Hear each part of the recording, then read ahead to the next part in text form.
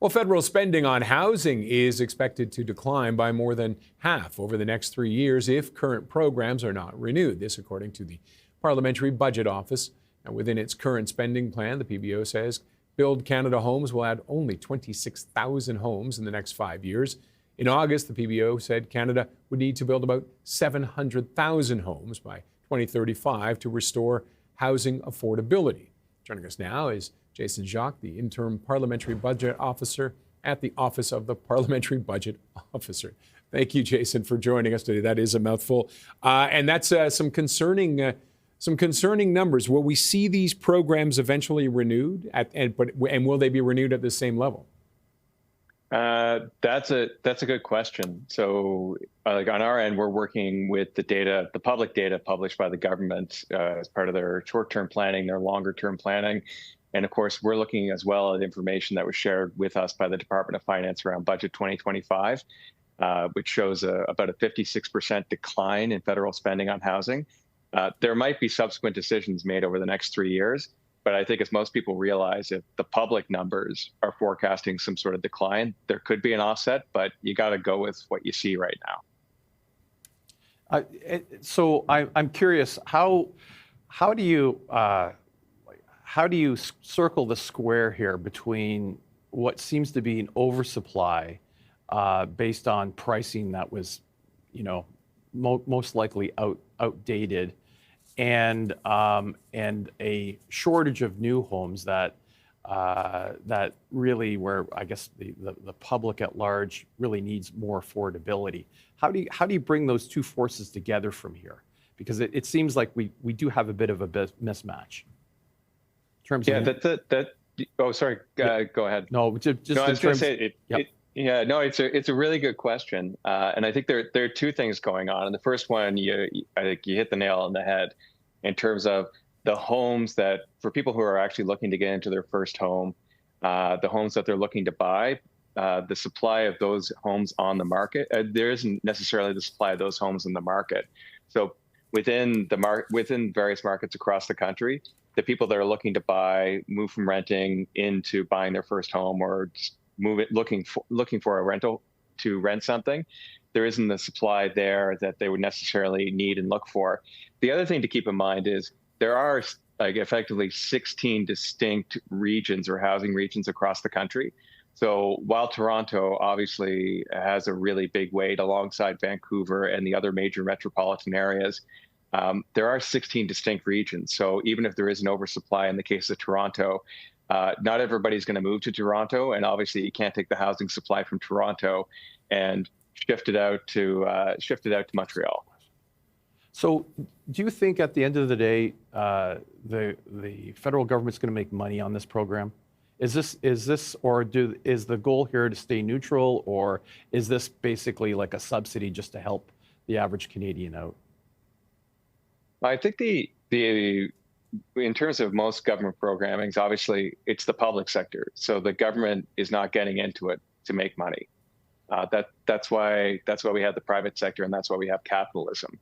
That said, there is a good part, especially on the Build Canada Homes side, a big part of the funding, which is offering loan guarantees and concessionary loans, which could provide some sort of revenue back to the federal government, potentially to sustain the program and sustain the organization.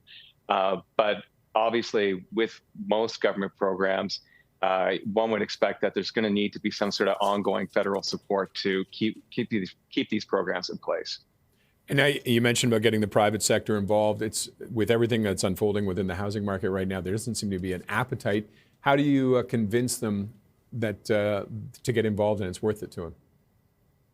Well, obviously, we're not experts in that specific area. We did look in detail at what the government's doing around Build Canada Homes, and I think looking at the structure of the new organization, it is pretty instructive, because it isn't simply a question of the federal government cutting a check to somebody and kind of hoping for the best. It is more of a comprehensive approach where you do have a suite of financial supports that are offered to private sector developers. In addition to that, focusing on the federal assets themselves and looking at opportunities for conversion. And last but not least, something that Build Canada Homes itself isn't looking at, but the government has indicated within the housing sector it's looking at, is on the regulatory side. So both if things can be simplified at the federal level, and in addition to that, especially as part of the Housing Accelerator program, leaning on municipalities across the country to try to streamline regulation to make sure that, the regulatory burden on developers or on the private sector, when they want to go in and build something, it's a lot lower. So that both saves time, which is money, it also saves money, and it also provides certainty, right? So if you're looking at a 24, 48-month cycle where you need to go obtain the financing, get the land in place, line up the potential buyers, and start to make those investments, there's additional certainty in place, so the math in the spreadsheets works out. So if you're at the helm and you're able to influence 100% of policy here, what would your projection be in 5 years? Where would we be at with this program in terms of new housing?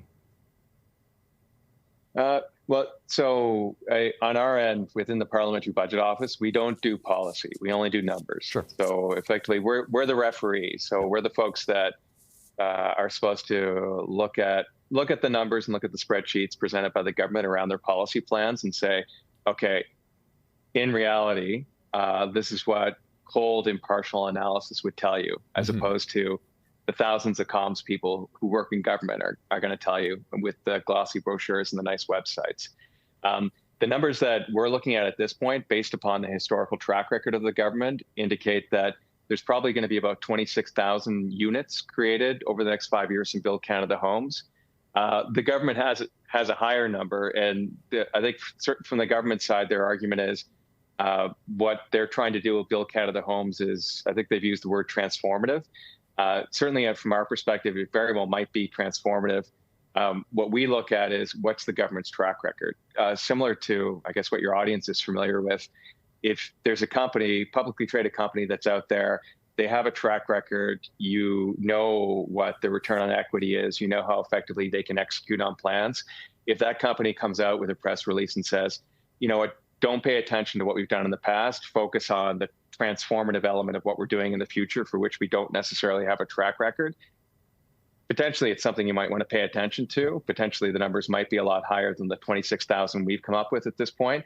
And at the same time, there's the weight of history that the government obviously has to deal with. And again, 26,000, it's not nothing.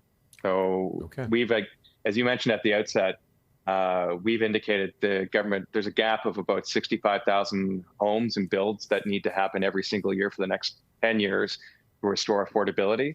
So if we're looking at an additional 5,000 a year over the next 5 years, it's definitely a step in the right direction. Okay, we have to end it there, but Jason, thank you very much for joining us today.